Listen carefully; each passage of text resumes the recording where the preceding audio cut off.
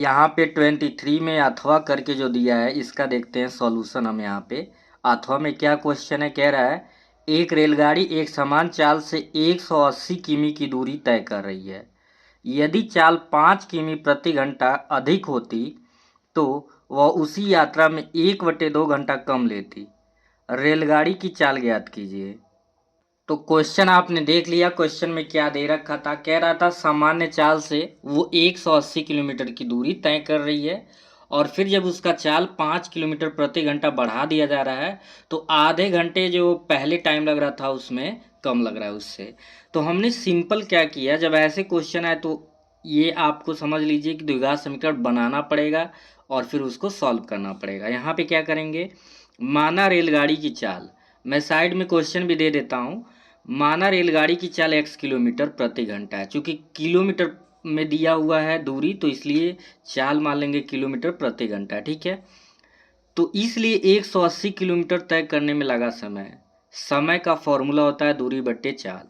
तो चूंकि ये पहला टाइम है इसलिए हम T1 ले लिए हैं, दूरी बट्टा चाल, दूरी बट्टा चाल, दूरी 180 है और आपका चाल x है। तो T1 हो गया 180/x और HR मतलब घंटा, ठीक है।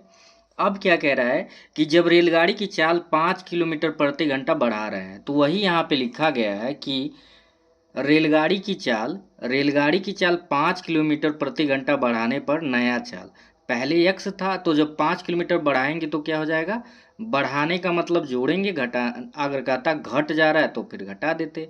x प्लस 5 किलोमीटर प्रति घंटा, नया चाल क्या हो गया रेलगाड़ी क्या, x प्लस 5 किलोमीटर प्रति घंटा।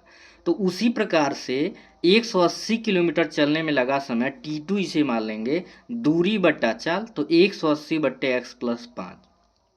अब आपसे पूछा जाए कि बताइए ये ज़्यादा टाइम ले रहा है कि ये ज़्यादा टाइम ले रहा है, तो टाइम कौन ज़्यादा लेगा, जिसकी स्पीड कम होगी। तो ये x है स्पीड और x प्लस 5 पे, यानी T1 ज़्यादा समय ले रहा है और T2 क्या ले रहा है, आपका कम समय ले रहा है। तो दोनों के टाइम के बीच का अंतर 1/2 घंटे का है। मतलब कहने का क्या मतलब है कि ये जो है जब चाल कम है तो ज़्यादा टाइम लेगा, चाल जब आपका ज़्यादा है तो कम समय लगेगा। कह रहा है कि जब हम स्पीड बढ़ा दे रहे थे तो पहले जो टाइम लग रहा था उससे आधे घंटे कम में ही हम पहुंच जा रहे हैं, यानी इन दोनों के बीच का समय का अंतर आधे घंटे का है, ठीक है। अगर मिनट में देता तो उसे घंटे में बदल लेते, ये ध्यान से समझना पड़ेगा।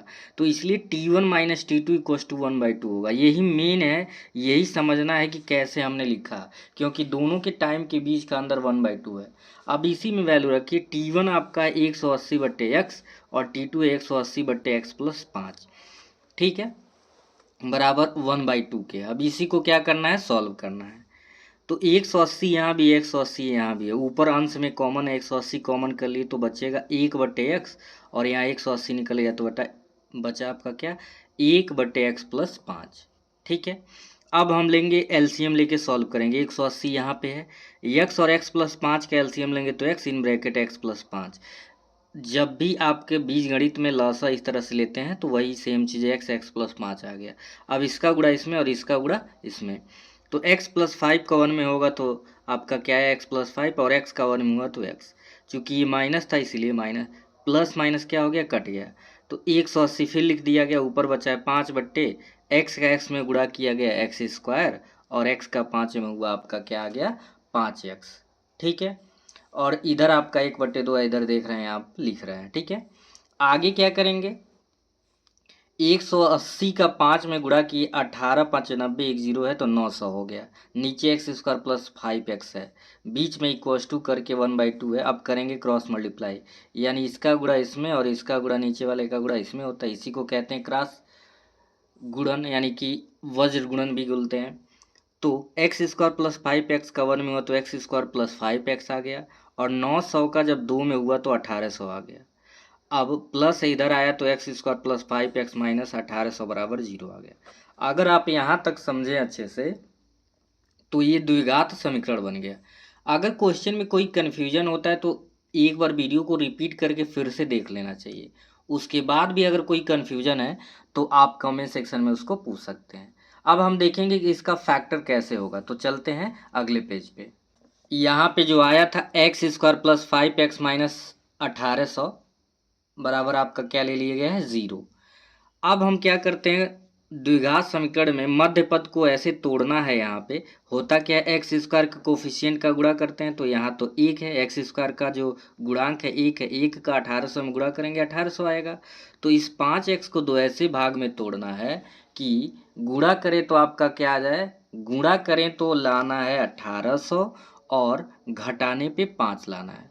तो ऐसे दो नंबर हमें मिले हैं, 45 गुणे 40 करेंगे तो 1800 आ जाएगा और 45 माइनस 40 करेंगे तो 5 आ जाएगा। कहेंगे सर आपने डायरेक्ट निकाल लिया, कैसे निकालेंगे? तो वही नियम कई बार मैं जब भी क्वेश्चन सॉल्व कराता हूँ आपको बताया जाता है कि इसका आपको निकालना होता है प्राइम फैक्टर।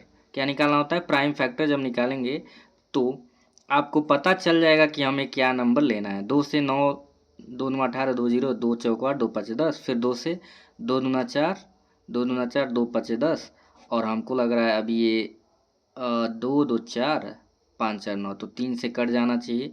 3 7 21, 3 5 15, फिर 3 से कटेगा, 3 दूना 6, 3 5 15, और किससे कटेगा? 5 से। ये जो नंबर आता है इन्हीं नंबरों में से आपका ये जो 45 40 मिला है, यही जो नंबर है इसी से मिलेगा। कैसे हुआ देखिए, अगर हम यहाँ पे ले लेते हैं 3 त्रिक 9, 9 5 45, यानी ये तीनों लिए तो 45 आ गया। फिर यहाँ पे देखेंगे 2 दूना 4, दूना 8, और 8 5 40, ठीक है, 2 दूना 4 और दूना 8 5 40 आ गया, ठीक है।